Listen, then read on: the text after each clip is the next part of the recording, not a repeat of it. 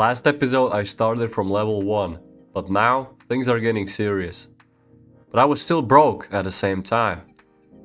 And this is how I continued building a real money making empire. So I'm back again. Welcome back guys on my second account. And right away, let me tell you I got a huge boost. Rockstar was giving away $1 million for just logging into GT Online before the April 1st. So I started the session already with a nice bonus in my pocket. The first thing I did was raid the stash house to get some free supplies for one of my businesses. And luckily I got Acid Lab supplies, which saved me some money.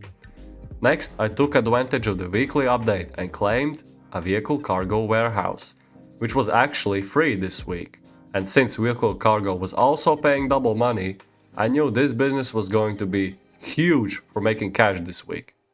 Before getting started, I quickly went to my Acid Lab and activated the production boost so it would produce acid faster in the background. After that, I went back to my CEO office and bought my second CEO crate warehouse for $360,000. So now I owned two CEO warehouses and a vehicle cargo warehouse, meaning it was finally time to start making some real money. Even after those purchases, I still had about $690,000 left, so I wasn't completely broke yet. The first thing I started was sourcing CEO cargo crates. The missions were actually super easy and fast to complete. And here's an important tip if you're sourcing crates. When the game shows 4 vans on your radar, always go for the van that appears last, or in other words, flashes for longest. That one is 100% correct van, and it saves you a lot of time from checking the wrong ones, alright? At the same time, I also started NPC crate sourcing by paying them $7,500 each so they can gather crates while I worked on other businesses. After that, I checked on my bunker production and everything was running perfectly in the background. At that point, I had about 6 crates with my staff sourcing more, so I decided it was finally time to take advantage of the double money on vehicle cargo. But as you know, there is a little problem. If you want to make the most money with CEO cargo, you need to guarantee top range cars, because those sell for the most profit.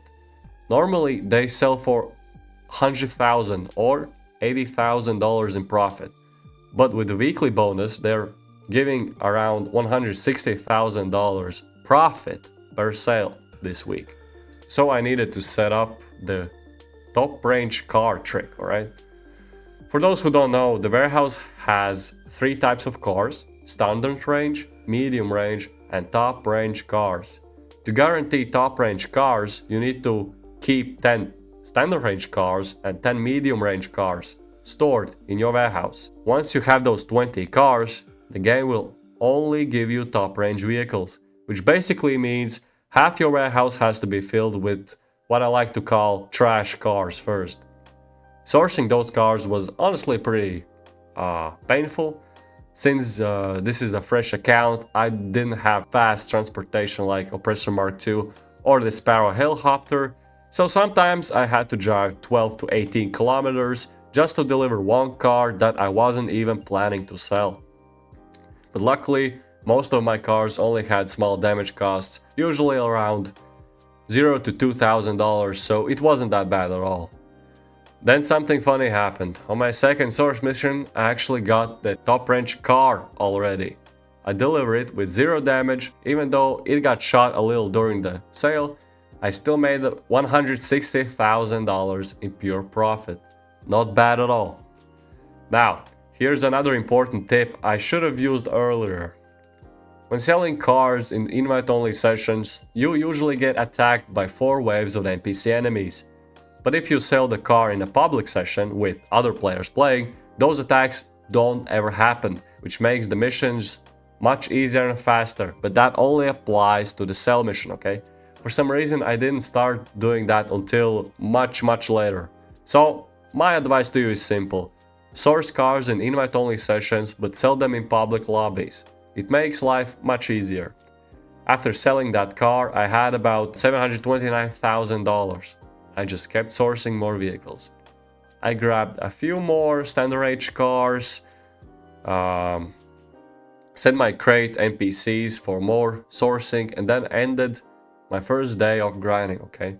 When I came back, I continued sourcing cars, and honestly, at this point, it was just cars at that point, okay?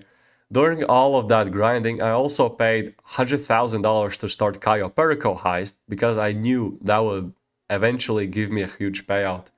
I kept sourcing vehicles, died a couple of times, but eventually got another top range car and sold it for another $160,000 in profit.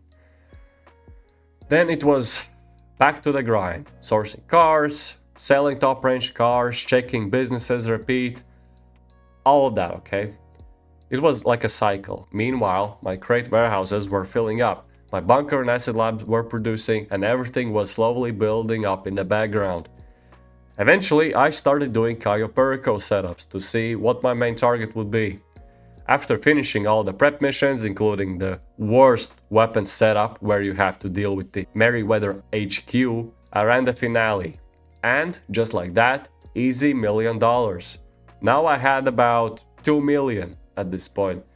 I knew it was time to make a big investment, so I bought an MC Clubhouse, which unlocks you the ability to purchase MC businesses. After watching the classic cutscene, I purchased my first MC businesses, the Coke Lockup in the Element C. It was the cheapest one, but it's also in a good location. After that purchase, I had about $725,000 left.